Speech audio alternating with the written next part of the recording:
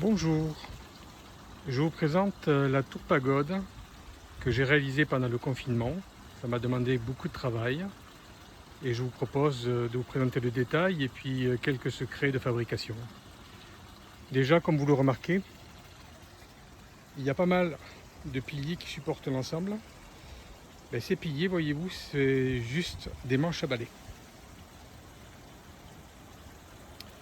J'ai introduit des escaliers en colimaçon.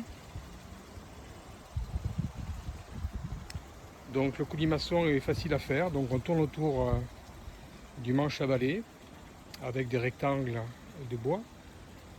On va d'abord les coller, puis ensuite les clouer pour qu'ils résistent au mauvais temps. Donc il y a 2 niveaux.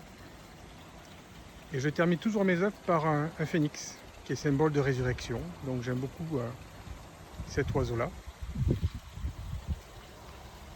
Maintenant, je vous propose de regarder le détail sur le devant.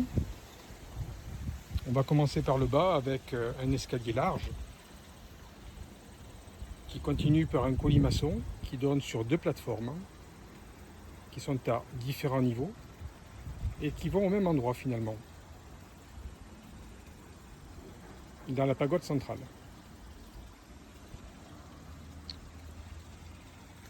Ensuite, vous remarquerez que j'ai mêlé un petit peu les architectures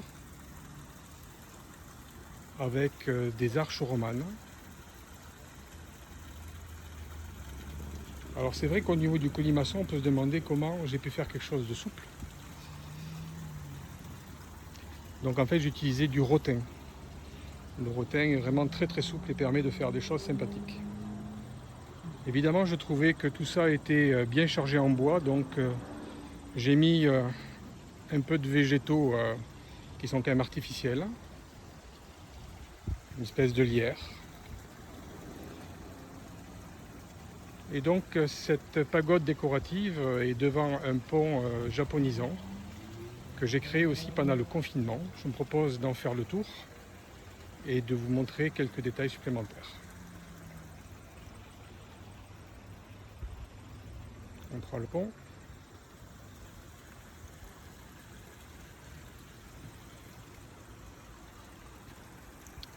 Voilà sur l'arrière. Donc vous remarquez qu'il y a des fils électriques qui passent. Simplement, j'ai décidé d'éclairer l'ensemble avec des éclairages qui peuvent changer de couleur. La nuit, ça donne un superbe effet.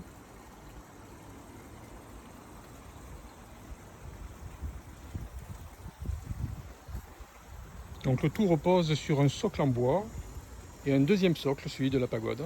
Donc tout ça est vissé avec de longues vis qui permettent une belle stabilité même en cas de vent.